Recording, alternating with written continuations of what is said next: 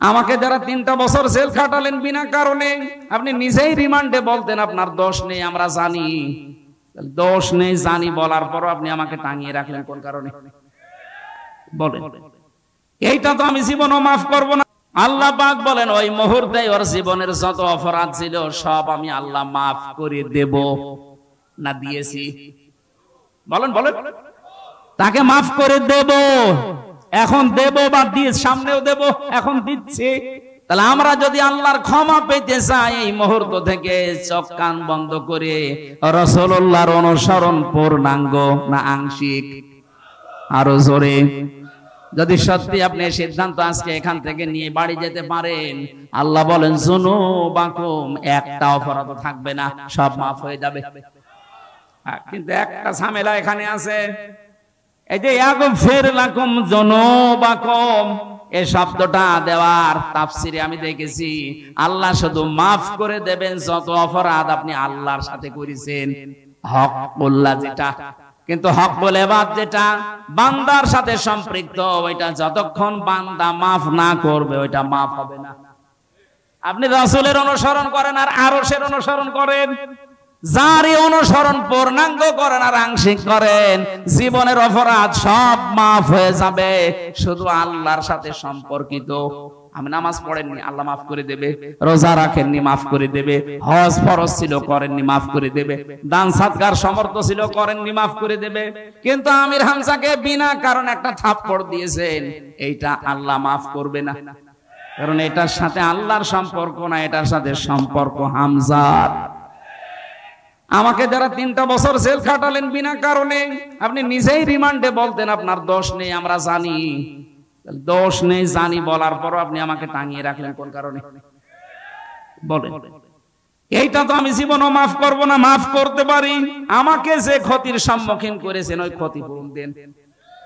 3 বছরে আমার বাবার কাছ থেকে 30 থেকে 32 লাখ টাকা নিয়েছেন, আগে এই টাকা ফেরত দেন। 2 নম্বরে আমারে ফাঁসির কন্ডেম সেলে 3 বছর রেখে দিয়েছিলেন। আমার মামলার সাথে যারা জড়িত, এই মামলার আয়ু থেকে শুরু করে একেবারে উপরের নির্দেশ যত মানুষের সাথে টপ টু বটন জড়িত, প্রত্যেকেই আমি চাই তারা ফাঁসির কন্ডেম সেলে 3 বছর থাক। আমার মতো আয়না ঘরে 10 দিন থাক, এরপরে মাফ করে দেব। তাহলে এখানে আমরা রাসূলের অনুসরণের মাধ্যমে মাফ পাবো তারা যারা আল্লাহর সাথে সম্পর্কিত।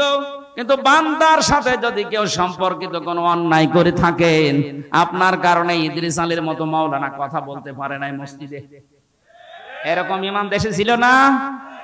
আপনার কারণে ব্যবসাও করতে পারে নাই, আপনার কারণে বিনা কারণের ব্যবসা বাণিজ্য সব মাঠে মারা গেছে।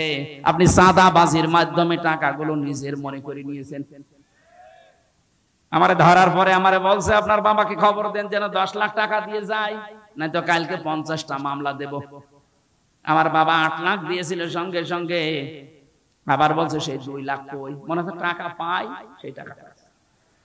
এত বড় শয়তান! আরে আমার বাবা তো কথা রেখেছে, 8 লাখ 10 লাখের জায়গায় 8 লাখ দিয়েছে। তুই কথা কি রাখলি? তুই যে বললি 50টা মামলা দেব, টাকা না দিলে। টাকা তো দিয়েছিল ঠিক, কিন্তু তারপরেও তো তুই মামলা দিলি। আর তুই এখন বলিস হুজুর আমার জন্য কিছু করবেন না, আমারে মাফ করে দিন। মাফ? এদিকে আয়, তোরে মাফ করছি। কিসের মাফ? আমার মামলার আয়ুর সাথে থেকে শুরু করে যারা একেবারে উপর পর্যন্ত একটারও মাফ নেই। আগে টাকা ফেরত দেবেন, ক্ষতিপূরণ দেবেন, আর আমার মতো 3 বছর জেলে থাকবেন, তারপরে আপনার যুনুবাকুম সব মাফ হয়ে যাবে। তাছাড়া আমি হাজী সাহেব হয়ে বসে আছি, কাবা শরীফের গেলাপ ধরে কাঁদলেও মাফ হবে না। আমি আশা করি কথা বোঝাতে পেরেছি। এরপরেও যদি কেউ না বোঝার ভান করে থাকেন, এদিকে আসেন, রংপুরের মানুষ ঝাড়ি কোদাল দিয়ে বুঝাচ্ছে। আপনারে আর বুখারী শরীফ কোরআন শরীফ দিয়ে হবে না, বাকারি শরীফ লাগবে। আমার আজকের আলোচনার বিষয়, আমি দিনের বেলা এখানে কোন জায়গায় যেন আজকে এসেছিলাম সকালে, তাম্বুলপুর, ওখানে বলেছিলাম যে তহমত সময় পাইনি এই জন্য শেষ করতে পারিনি। আজকের ওই আয়াত থেকে বাকি কথাগুলো আমরা কমপ্লিট করতে চাই। এই যে উঠে চলে যাচ্ছে কে? ওইটা বাদাম বিক্রি করছে, ঠিক আছে। পড়েন আউযু বিল্লাহি মিনাশ শাইতানির রাজিম।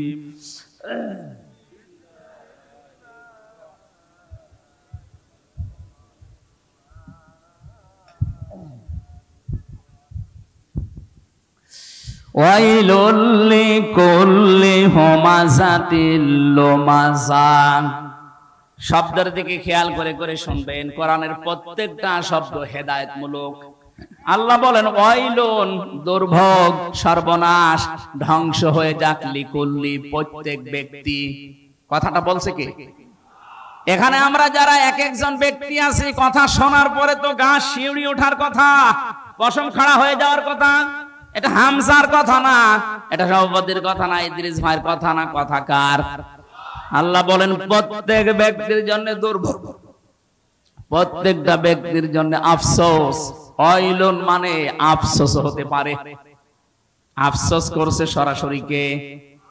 দুর্ভোগ, আক্ষেপ, এরপরে সর্বনাশ, ধ্বংস প্রত্যেকটি মানুষের জন্য।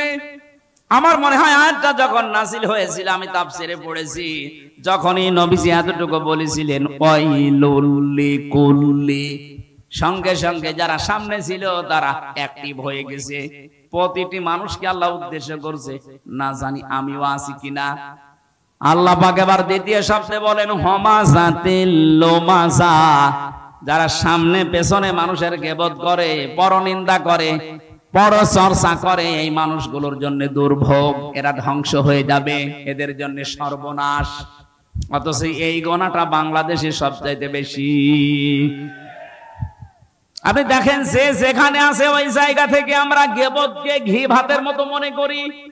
ঘি ভাত যেমন খেতে ভালো লাগে, গীবত করতে মনে হয় তার চাইতে বেশি ভালো লাগে।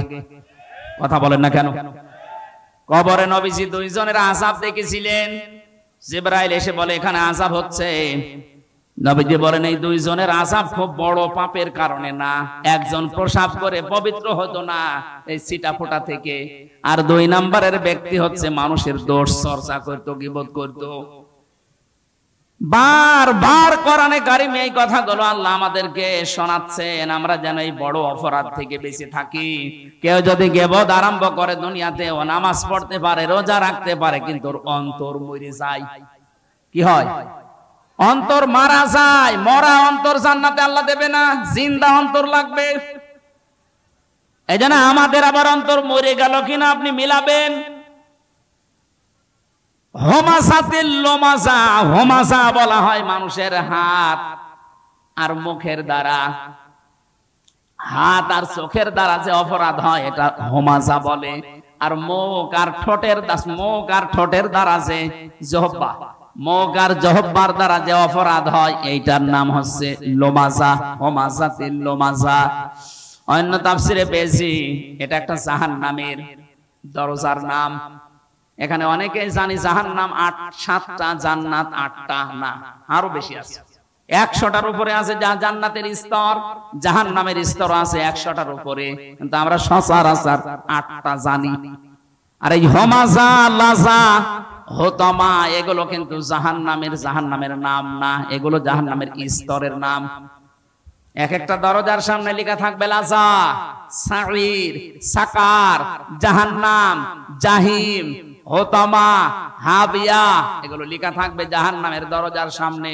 দুনিয়ায় যে যেই কাজ করেছে তাকে আল্লাহ ওই দরজা দিয়ে বলবে যা। এখানে যে আলোচনা চলছে আজকে হোতামা, এই জাহান্নামের এই যে দরজা লেখা থাকবে হোতামা, প্রবেশ কর, কাকে আল্লাহ বলবে? আল্লাযী জামা মালাও ওয়া আদ্দাদা। দুনিয়ায় যারা মাল সম্পদ জমা করে আর বারবার হিসাব করে, এই 15.5 বছরের ভেতরে আপনি তাকান, আয়াতটা আমার মনে হয় মিলে যাবে। কত মানুষ 5 বিঘা জমি থেকে শুরু করে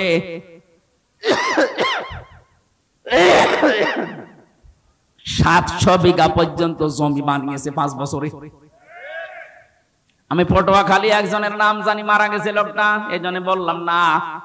ও নির্বাচনের আগে মাত্র 5 বিঘা জমির মালিক ছিল। 2 বারের এমপি লোকটা 700 কত বিঘা জমির মালিক। আপনার জমি লাগে কত? একটা মানুষের চলতে জমি লাগে কত বলেন তো? একজনেই যদি 750 বিঘা জমির মালিক হয়, বাকিও জেলায় আর মানুষ নেই।